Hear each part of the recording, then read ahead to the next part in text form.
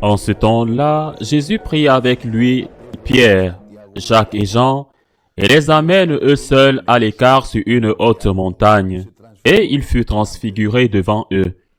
Ses vêtements devinrent resplendissants d'une blancheur telle que personne sur terre ne peut obtenir une blancheur pareille. Élie leur apparut avec Moïse, et ils s'entretenaient avec Jésus. Pierre alors prend la parole et dit à Jésus, « Rabbi, il est heureux que nous soyons ici. Dressons donc 3 tentes, une pour toi, une pour Moïse et une pour Élie. » De fait, ils ne savaient que dire, tant était grande leur frayeur. Survint une nuée qui les couvrit de son ombre, et de la nuée une voix se fit entendre. « Celui-ci est mon fils bien-aimé, écoutez-le. » Soudain, regardant tout autour, ils ne virent plus que Jésus seul avec eux. En descendant de la montagne, Jésus leur défendit de raconter à personne ce qu'ils avaient vu, avant que le Fils de l'homme soit ressuscité d'entre les morts. Et ils restèrent fermement attachés à cette consigne, tout en se demandant entre eux ce que voulait dire « ressuscité d'entre les morts ». Ils l'interrogeaient. « Pourquoi les scribes disent-ils que le prophète Élie doit venir d'abord ?» Jésus leur dit « Certes, Élie viendra d'abord pour remettre tout en place. Mais alors, pourquoi l'Écriture dit-elle au sujet du Fils de l'homme qu'il souffrira beaucoup et sera méprisé?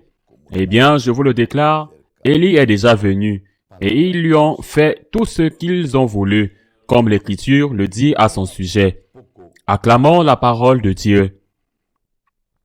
C'était peu de temps avant la crucifixion. Nous ne savons pas exactement, mais quelques semaines peut-être. Et le Seigneur voulait que les 3 qui étaient les plus proches de son cœur, au sein du groupe des 12, Pierre, Jacques et Jean, les 2 frères Zébédée et Saint-Pierre, voulait leur donner une injection supplémentaire de vitamines, de force, d'arguments, pour que lorsque le moment de la croix serait venu et qu'ils le verraient pendu au bois écrasé par la flagellation, écrasé par le poids de la croix, quand ils le verraient mourir de cette façon, ils ne douteraient pas qu'il était Dieu. Ils ne douteraient pas que Dieu était avec lui et qu'il le soutenait dans sa personne et dans son message. C'est l'objectif de la transfiguration sur le mont Tabor. C'était une sorte d'exercice spirituel intense que le Seigneur préparait pour ces 3-là, afin qu'ils n'entrent pas en crise le vendredi saint et qu'ils soutiennent, encouragent et soutiendront les autres pour que les autres apôtres, même les disciples, n'entrent pas non plus en crise. Nous savons ce qui s'est passé. Jésus a fait cette merveilleuse théophanie de manifestation de Dieu et pourtant, ils n'ont pas profité de la leçon et le vendredi saint, ils sont entrés en crise. Même Saint-Pierre, ici présent sur le Tabor, a nié qu'il était l'un des leurs. Il a nié qu'il le connaissait. Le Seigneur retourne toujours le mal et fait sortir le bien du mal. Et après que Saint-Pierre ait pleuré amèrement, le Seigneur lui a pardonné et lui a renouvelé sa confiance en lui comme chef de l'Église. Mais quelle est la leçon spirituelle que nous pouvons tirer de la transfiguration sur le mont Tabor? L'objectif est clair. Nous pouvons dire que cet objectif est aussi ce que le Seigneur fait avec nous, en nous donnant des moments de lumière tout au long de notre vie, pour que nous puissions nous en souvenir quand viendront les moments d'obscurité.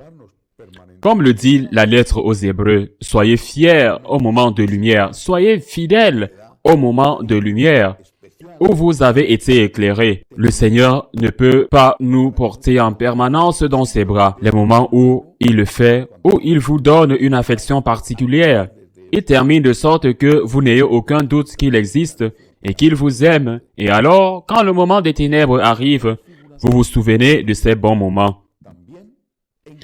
C'est la première et la plus importante leçon du mont Tabor.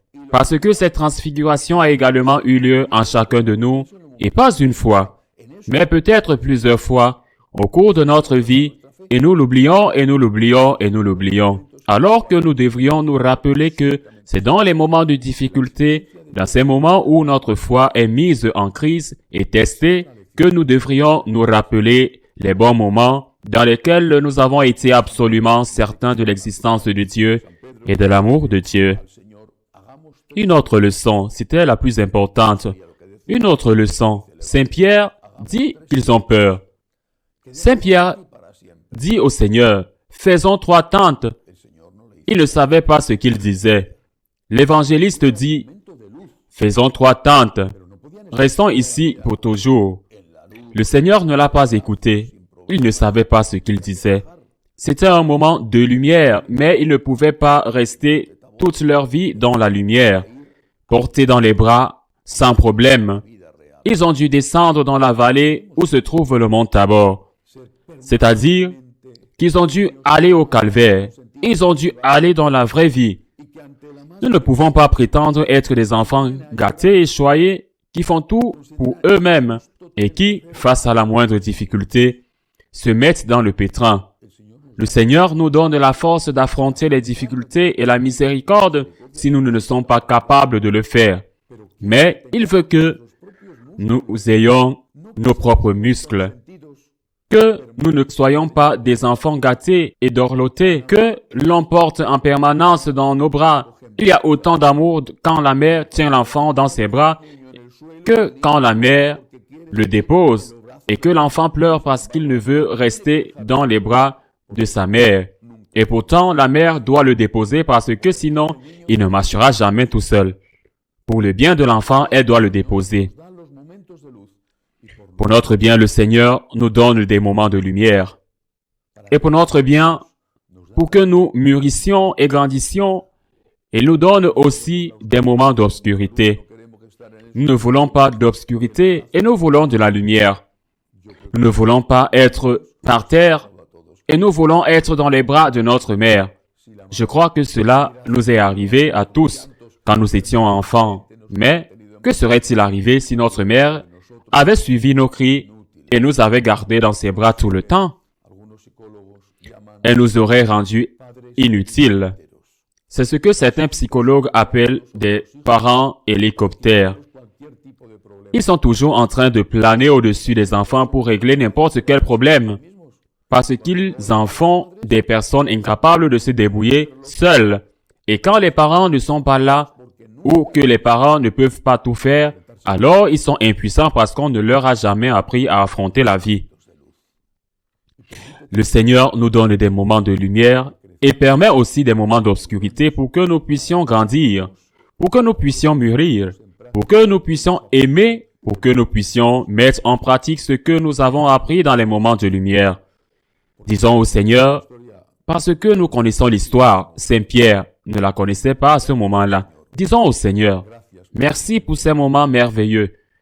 Merci Seigneur, mais je ne veux pas rester ici. Si tu étais resté sur le Tabor, je serais resté avec toi toute ma vie. Mais tu es descendu dans la vallée. Tu es allé à Jérusalem. Tu as été crucifié. Tu es mort sur la croix. Et moi, Seigneur, je ne veux rien d'autre qu'être avec toi. Ce que je te demande parce que mes jambes tremblent, c'est que tu me donnes la force de résister et de te rester fidèle jusqu'au dernier moment de ma vie. Ainsi soit-il.